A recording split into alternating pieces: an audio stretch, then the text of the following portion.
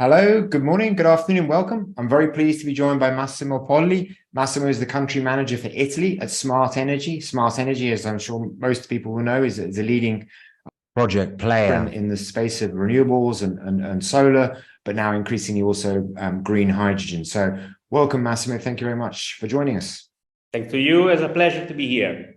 So obviously you're a sponsor and speaking at the forthcoming World Hydrogen renewables event in Italy, which is taking place in Milan, 2nd to the 4th of May. Italy is obviously interesting market, but I think maybe to start with your own personal background, I was amazed to see someone who's worked in renewables more than I have. So you started back in the early days of renewables in sort of 2001-2 time space. So maybe could you give us a little thumbprint biography of your sort of arc of experience and how you've now arrived in your role in Smartenergy and so yeah, please. Yes. Well, it started like I was lucky because I started this career like 20 years ago, exactly, back in early 2000 by an intuition of my father. He literally picked me from school after, and then he threw me in this market because he was back in the day thinking that renewables and solar was going to be, the energy for the future. So that's why I was so lucky to have that opportunity.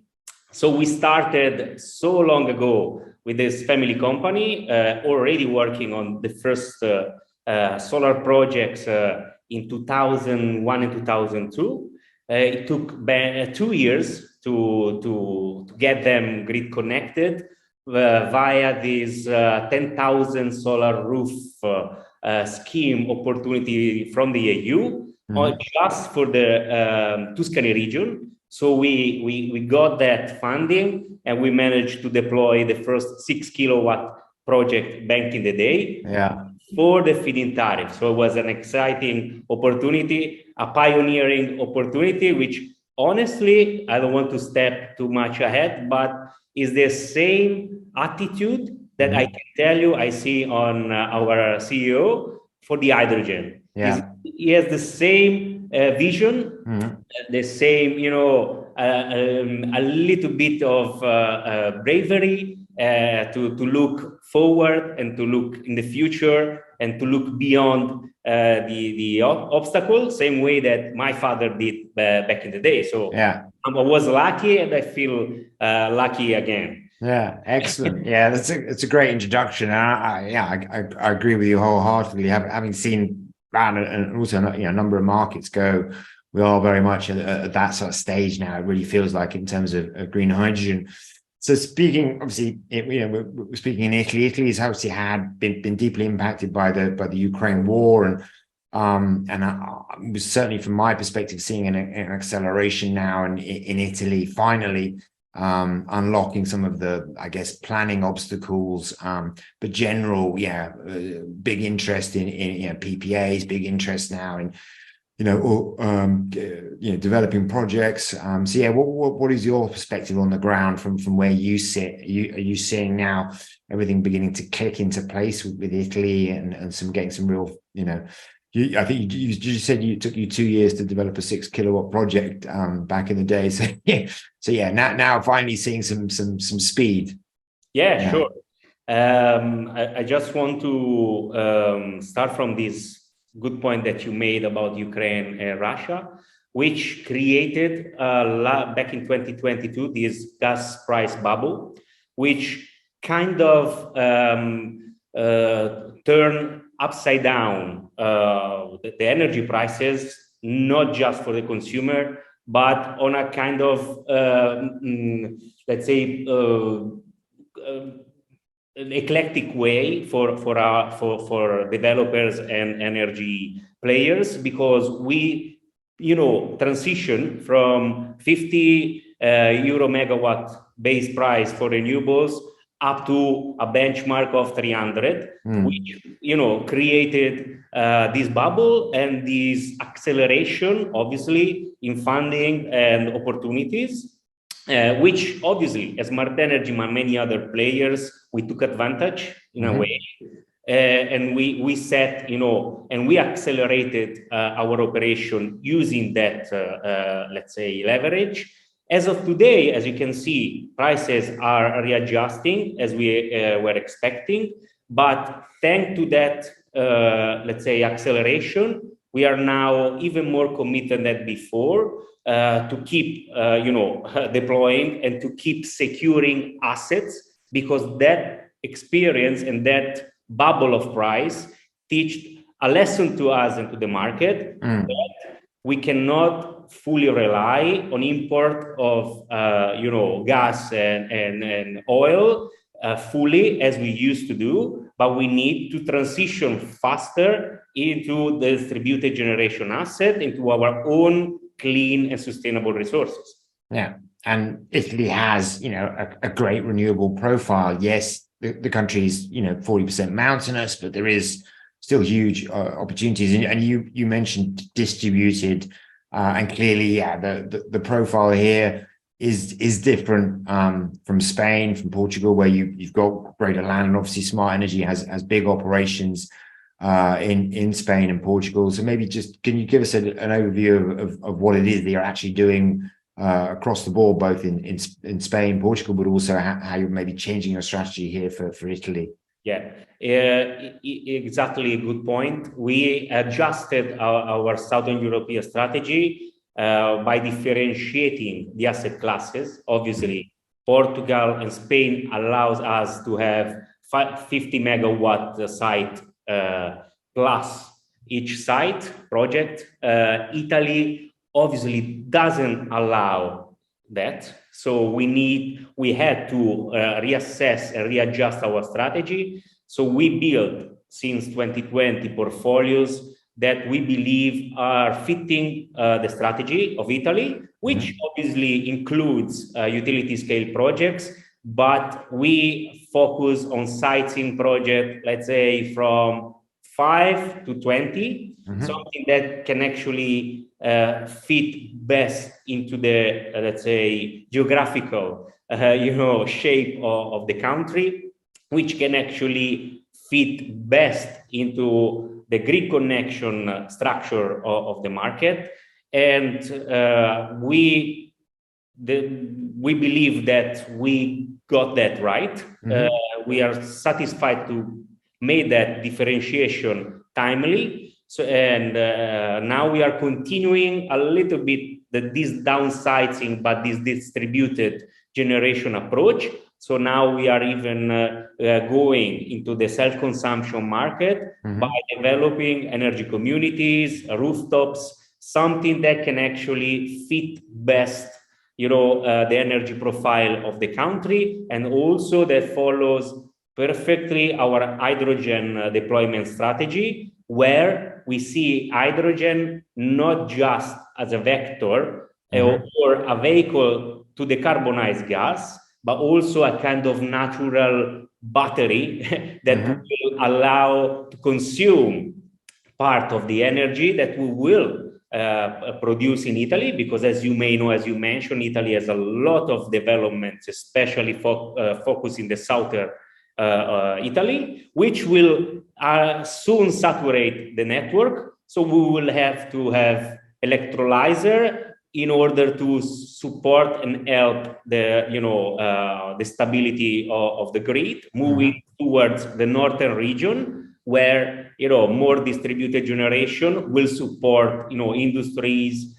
and the balancing of the network overall. And that, I mean, you mentioned sort of 5 to I think 10 gigawatt sites, and you aggregate those up and run them under a unified asset management system to gain some efficiencies, I assume. Yeah. Exactly. And the strategy is then to provide those to clients on a ready to build aspect, or what is your sort of project pipeline strategy? Yes, thank you for this question. We actually recently completed the acquisition of an APC company in Spain, which we aim to use to complete our, let's say, integration in all the market segment and in all the value chain of the project.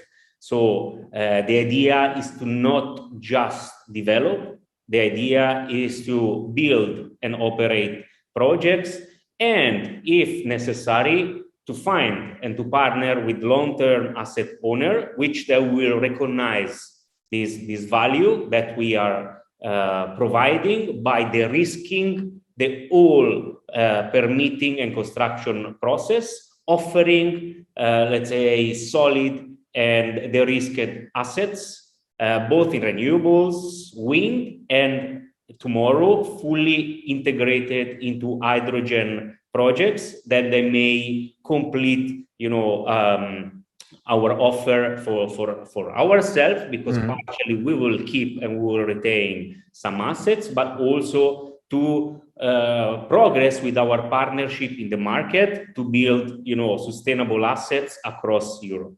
Yeah, I guess that sounds suitable, I guess, for the market, especially taking on that construction risk. And given the planning landscape of Italy, where you've got so many regions who've all got different authorities and different actual granular planning processes, some of it which has been streamlined, but also I guess some of it hasn't been. You mentioned hydrogen, and maybe worth just unpicking that in a little bit more detail. Obviously, Italy is an industrial country. There is some potential offtakes in country. Where you were mentioning about using it as a battery, that was really in terms of using the excess electrons to create the hydrogen, and then you can sell the hydrogen either via offtake or use it to burn and put back into the grid. What were some of your thoughts around that sort of battery and the actual usage of hydrogen? Were you also looking to potentially export it, or?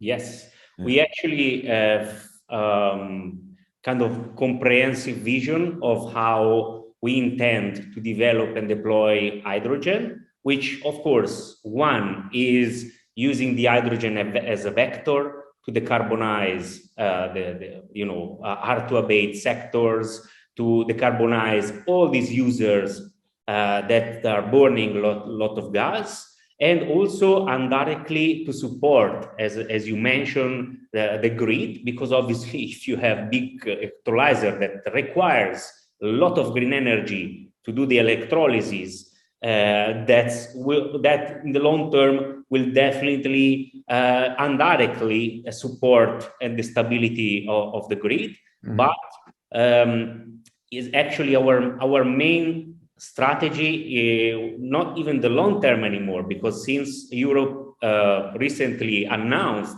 this stop on using traditional cars with traditional engines from 2035 onwards, we are now even more than ever committed to producing, to use our hydrogen plants to produce derivatives. So to combine, to even become carbon negative, because as we are going to produce a molecule fully sustainable, fully green, the idea is to combine CO2, which we can capture from the industries, from the environment, into synthetic fuels, which we will, let's say, package, distribute, and we will put at disposal of the mobility, of the industries, of chemicals, of everything requires derivatives from the hydrogen, or even combining with the nitrogen in order to producing ammonia, producing additional chemicals to fully integrate hydrogen into the existing value chain that has been developed during the past years with the traditional, oil and gas market. Yeah, excellent. It's very coherent, clear, and concise. It's a strategy, obviously, well thought out. So we look forward to supporting you on that journey. Clearly, we worked very closely with Smartenergy over the years at World Hydrogen Leaders, and we very much enjoy your support, enjoy working with you guys, and you're certainly ahead of the pack, as it were. So we look forward to seeing you in Milan, 2nd to the 4th of May, and having some fruitful meetings and helping to accelerate the market here in Italy and accelerate the projects and get on with decarbonizing. So, Massimo, grazie mille, and I look forward to seeing you in Milan. Likewise. Cheers. Take care. Grazie.